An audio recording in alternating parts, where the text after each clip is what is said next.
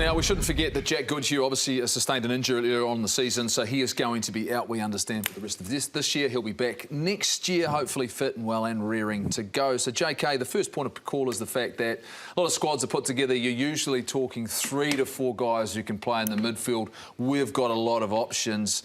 No, we don't. We don't have a lot of options. He doesn't think we've got a lot of options. Not like we used to. OK, so who are your guarantees? So give me one of your guarantees right now. Anton Lienert-Brown. So he's one of them for you, Hannah? Another guarantee? Yeah, David Havili. David Havili of the Crusaders. We're not naming the All Blacks, by the way. We're just going round. For you? I'd have to agree on those two there. And those two. And is there someone else that you think right now is a guarantee to be the third, possibly? I think if you're possibly looking at form, but he falls into the winger centre role, is probably at least Fainga'anuku. OK, so he's the guy that you're looking to fill that role. One of the things we've talked about... JK, I'm throwing to you for this question. Just one of the things you've always talked about is specialists. You've talked about who plays where in roles. Rieko Ioane is a guy who's been in a conversation, who's been playing at centre for the Blues. Is he a long-term proposition in the All Black jersey, and when does he get the opportunity at the next level? Well, here are my 3 centres at the moment. Anton Lienert-Brown, Havili and Ioane. And so what I'm talking about is, if we want this guy to be a world-class centre, we actually cannot play him on the wing for the All Blacks anymore, I don't believe. He's got to either come off the bench and play centre or start at centre, because we want him to get through to the World Cup. I think he's still learning some of the subtleties, especially on defence. Sometimes he still jumps out. He's still learning some of those little parts of the game. And I think playing him out of position at the All Black level is not going to help him be a great centre. So I reckon he's at that moment in time where you go, I'm a winger or I'm a centre. Because to be centre, not that I'd never know this, but Mills, you'd know this, it takes a long time to get used to it. So, Hannah, does Braden Ennor sit in the same spot? Is it the same conversation? Is Leicester Fainga'anuku in the same conversation as that some of these guys just need to get time in the 13 jersey? And are we looking for a replacement for that great All Black centre in Conrad Smith, the guy that we probably haven't found so far? Yeah, I've gone Braden Ennor on the bench for me. I think we need Rieko on the wing, particularly with Caleb Clark out playing with the Sevens. We need a power winger, so I've kept him on the wing. Obviously, he can come in and cover 13, and I think that's where they use him at the end of the game, keep working on his skills. As you say, we need to create some specialists in this position, but I would be having Braden as my out-and-out cover for the midfield. Is it problematic, the fact that now Ngani Laumapi is heading offshore, the fact he was an out-and-out 12? Do we see at the international level behind David Havili, does Anton Lienert-Brown cover and play the same way? Because is that the adjustment you might have to make? And this is a big step we're talking about in David Havili, because this is not what we've had at 12. Nonu, Ngani Laumapi. We've been very direct in this position, Mills. Yeah, we certainly have. We're just looking at Anton here. I mean, why he's cemented himself there. I mean, you look at what he's done in Super Rugby Trans-Tasman. You know, he's in the top 5 for about 5 of his offensive sort of things, carries, metres gained, defenders beaten, offloads, things like that. But I sort of disagree with JK. I think we have got a lot. The problem that we've got in terms of our centres is they all play a similar game. And if you look at the skill set, when you're looking at guys, they offload, they run hard. We haven't got an out-and-out skillful guy like a Havili, someone to back him up as well. So when you look at the centres that we've had, traditionally we've had a robust centre that's going to get us over the game line and sort of, try and knock them back as well. And then you complement that with someone that's working hard, sets everything else up. And that's where Nonu and Smith were very, very good and in the partnership about them. We spoke about that off air, JK, that the partnership is crucial. My only concern is, for a lot of these guys, they're all sort of robust. And when you look at someone like Rieko, you're right. Now's his chance to say, am I a winger or a centre? Am I prepared now to go, I'm going to sit on the pine and just go out there and be a centre, or, have the capability to be a world-class winger like he has been in the past? I want to ask you this, Han, about the fact that how critical is the defensive capabilities of your 13 across the board? The fact your ability to make great reads, and we see that group. Who are the guys that can play that role? Because we know that's one of the toughest places to defend. Yeah, absolutely the toughest. And not only in defence, but also having to be eyes and ears for your first 5, read the game, find the holes, look at territory, really crucial position, which has to be covered by a specialist. It's really hard to keep people out of position in that role. Did we ever say Conrad Smith without Martin Nonu? So as a combination, this is what concerns me about the game. I'm not saying who's right or wrong, but playing people out of position and not creating combinations, I reckon, is a really interesting conversation that people need to have, because when you think of the great sides, there was combinations in the loose forwards, in the locks, and also in the midfield. So if you're thinking about the types of players, and we've traditionally had someone getting us over the advantage line at 12 rather than that silky player, but maybe you swap them around. Maybe it's Anton Lienert-Brown and someone like Ioane.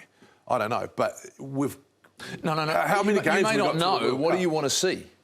Is that what you want to see? I'd like to see some combinations being built and some competition for positions. For example, we've got enough midfielders, let them compete. Don't put them on the wing.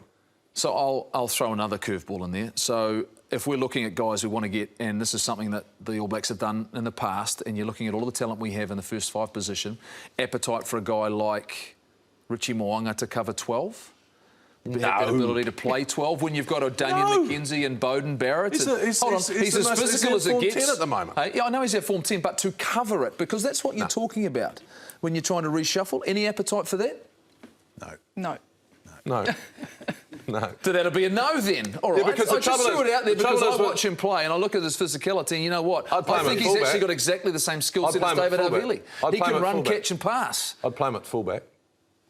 I'd play him at fullback. You might play him at fullback? Because you'd free him up. Okay. But I'd never play him at 12. So this is where we start talking about balance, 12's got to get in there and mix it up and tackle and do all sorts of all the other things and on the ball. And yeah, I get that. And is this why, we start looking at it and there's debate about whether we do have depth? What about a guy like a Braden Ennor? You talk about his skill set. What is it you like about what he does? Yeah, look, I think he really good passing game, really strong in defence, understands the space out wide, having come from the wing, and really unlucky to miss those test matches last year. Yeah, I just haven't seen enough of him. Yeah. See, I actually think he's more a 13 than a wing. I think he's got a natural skill set for the 13 position. He was out on the wing because there was no space as usual. That's what happens down in Christchurch, right?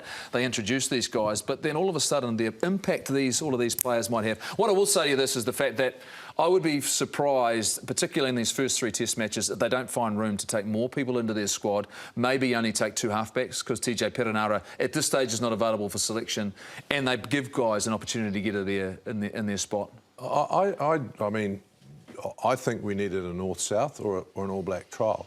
My biggest concern about the Fijian test matches is, are we going to be tested to the level that we need to win against Australia or be competitive at the World Cup? That's my problem at the moment. And it's a valid question.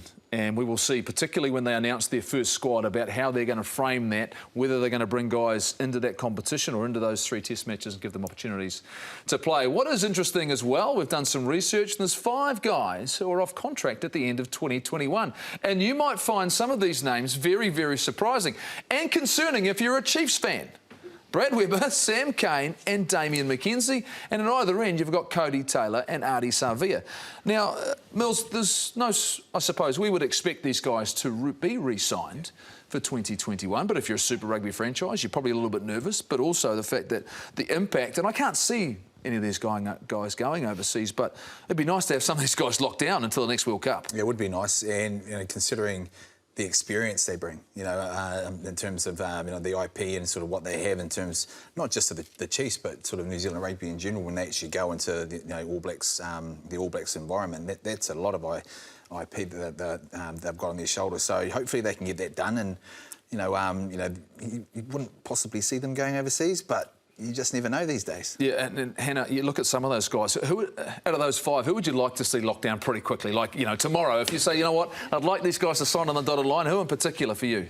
Yeah, like 2 critical loose forwards there, and Sam Cane and Ardie Savea. I think getting those locked down, absolutely critical for the next week. Well, all of them really, right? Yeah. There's none that aren't critical in that group. You think about the form of Cody Taylor. I think the biggest risk is Brad Weber.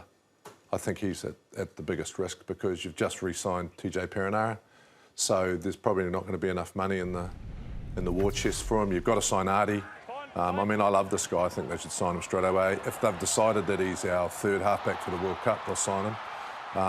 But he rightfully should get decent money. You've got to sign Ardie Savea, especially with Sam Cane, having a few years of injuries. He's the All Black captain, you sign him. Cody Taylor, he'd be probably the first one that I'd sign, with Dane Cole sort of, still fantastic, but getting towards the end of his career and a few injuries. So you've probably got to try and sign them all, but I'd be worried about Brad Weber more than anyone. Yeah, for me, the fact the way that the All Blacks have used Aaron Smith, and he's elevated and set the standard, Nuggie, down in Dunedin, and it seems as though Brad Weber in particular, he's raised the bar for himself as well, and showing great leadership skills, Mills. But once again, I get concerned for the likes of the Chiefs, you know, because those three guys there, significant in the way and setting the culture in that group. And also, when you look at the guys around them as well, you know, they've got a very young squad and they've done very well through Super Rugby Aotearoa. But you lose, you know, a lot of that leadership and, you know, in the Chiefs and the mana that they've got in them, then, you know, that's starting all over again. And the last thing they want to be doing is getting to a stage where it's similar to the Waratahs. I don't think it will happen like that. But, you know, there's a lot of leadership there that they would lose if those guys didn't sign up. And another one in particular, just briefly, is the fact that I know he signed with New Zealand Rugby, but Geordie Barrett is another guy who's actually off contract, franchise contract, JK. And he's got a brother up here, and you guys are forever recruiting, but he's in a position that, you know, would be beneficial. He's smiling away over there, working behind the scenes, but... Well, would you want to play with your brother? But I'd want to play with my brother. If I had a brother, I'd want to play. Wouldn't you want to go, actually, let's put the three brothers together? Oh, you're taking one out of the Crusaders as well now. Yeah, I'd be bored down there. He's won everything. Like, give yourself a challenge, son. You mentioned Adi Savia. I mean, Geordie Barrett as well. Think how good he's been, Hannah. How important he is to their environment. Yeah, this year he's been awesome for the Hurricanes. Leadership role, kicking points, running the team round. Critical. Really, really, really good. So these are all things that are going to go and play out. And, of course, the future of Super Rugby continues to grow.